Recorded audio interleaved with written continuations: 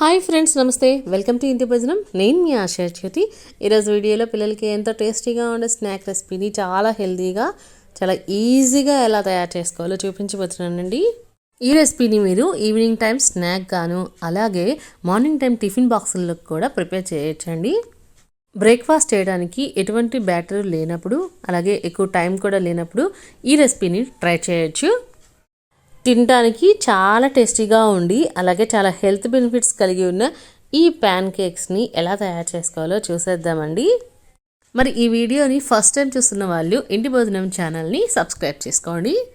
ముందైతే ప్యాన్ కేక్స్ని తయారు చేసుకోవడానికి నేను ఇక్కడ మీడియం సైజు యాపిల్స్ని రెండింటిని తీసుకుంటున్నాను. వాటిని శుభ్రంగా కడిగేసుకున్న తర్వాత తోలుతో సహా చక్కగా తురుముకోవాలి. ఇలా తురుముకున్న తర్వాత దీన్ని మొత్తానికి కూడా ఒక గిన్నెలోకి తీసుకొని కొలుచుకోవాలి. ఇప్పుడు ఒక మిక్సింగ్ బౌల్ తీసుకొని దానిలోకి తురుముకున్న యాపిల్ని హాఫ్ బౌల్ వరకు తీసుకుంటున్నాను. అలాగే హాఫ్ బౌల్ వరకు షుగర్ని కూడా యాడ్ చేసుకుంటున్నాను.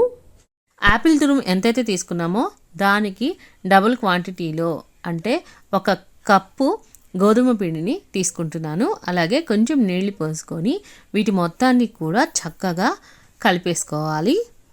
ఈ చక్కెర అంతా కూడా కరిగిపోయేంత వరకు కొంచెం కొంచెంగా నీటిని యాడ్ చేసుకుంటూ ఈ బ్యాటర్ని మొత్తాన్ని కూడా కలుపుకోవాలండి. ఇక్కడ నేను తీసుకున్న యాపిల్స్ అనేవి చాలా తీయగా ఉన్నాయి కాబట్టి హాఫ్ బౌల్ వరకు షుగర్ని యాడ్ చేసుకున్నాను. ఒకవేళ మీకు తీసుకున్న యాపిల్స్ అనేవి తీపిదనం తక్కువగా ఉన్నట్లయితే మీరు ఇంకొంచెం షుగర్ని యాడ్ చేసుకుంటే సరిపోతుందండి.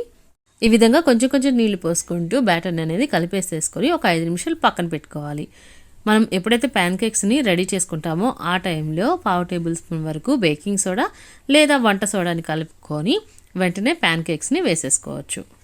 ఈ పిండి అనేది మనకి ప్యాన్ కేక్స్ వేసుకోవడానికి వీలుగా ఉండేటట్టుగా, మరీ జాడుగా కాకుండా మరీ గట్టిగా కాకుండా ఉండేటట్టు కలుపుకోవాలండి.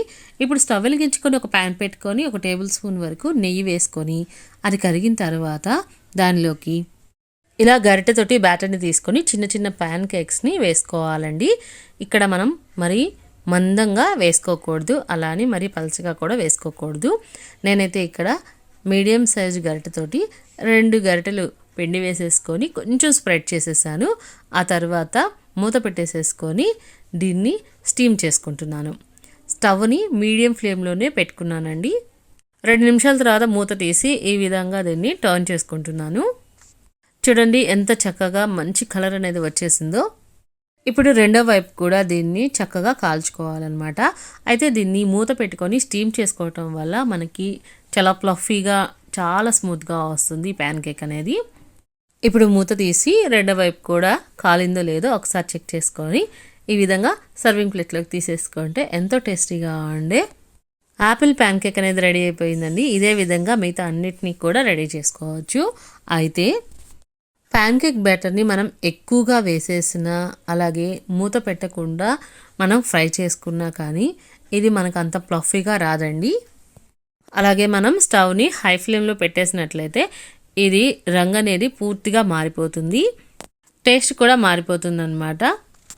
చూడండి, నేను వేసిన ఈ 2 ప్యాన్ కేక్స్ కూడా మంచి కలర్లో ఫ్రై అయిపోయాయి.